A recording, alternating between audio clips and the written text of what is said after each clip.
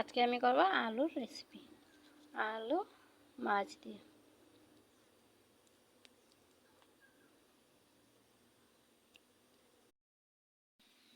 আমি আলুগুলোকে কেটে জলের মধ্যে ধুয়ে নেব, নুন দিয়ে। আর এখানে আমি রেডি করে নিচ্ছি মাছগুলোর উপরে নুন,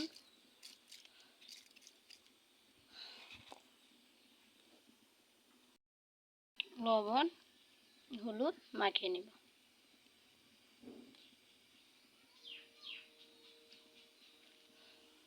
তবে কেউ চাইলে সামান্য পরিমাণে জিরের গুঁড়ো দিয়ে দিতে পারেন। আমি মেখে নিচ্ছি। আর এখানে দেখেছি আমি উনুনের মধ্যে রান্না করছি, তোমরা দেখো। উনুনের রান্নাও খেতে খুব টেস্ট। ঘরে গ্যাস আছে, কারেন্টের ওভেন আছে। আমি এখানে উনুনে রান্না করছি আজকে 2 দিন ধরে, তোমাদের সঙ্গে শেয়ার করবো বলে। উনুনের রান্নাও খেতে খুব টেস্টি। আমি কড়াই, দেখো আলুগুলোর কি সুন্দর কালার হয়ে গেছে। এখন আমি মশলাগুলো অ্যাড করে দিচ্ছি। দেখো বন্ধুরা, আকাশের কি অবস্থা, এক্ষুনি মনে হচ্ছে বৃষ্টি চলে আসবে। এখন আমি দিয়ে দিচ্ছি প্রথমে জিরের গুঁড়ো পরিমাণ মতো। আপনারা আপনাদের পরিমাণ মতো দিয়ে দিন, আমি আমার মতো দিয়ে দিচ্ছি। আমি মাছ কাঠিটাকে সরিয়ে দিচ্ছি, কারণ মশলাগুলো দিতে অসুবিধা হবে, তাই দিয়ে দিচ্ছি পরিমাণ মতো শুকনো লঙ্কার গুঁড়ো, দিয়ে দিচ্ছি হলুদ গুঁড়ো,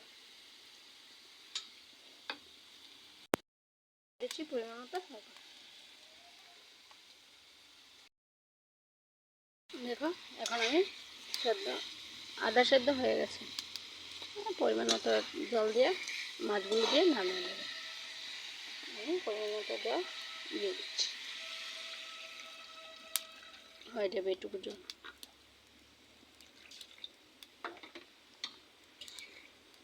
এখন এখানে একটু বড় আসুক, তোমাদের একটা জিনিস দেখাচ্ছি।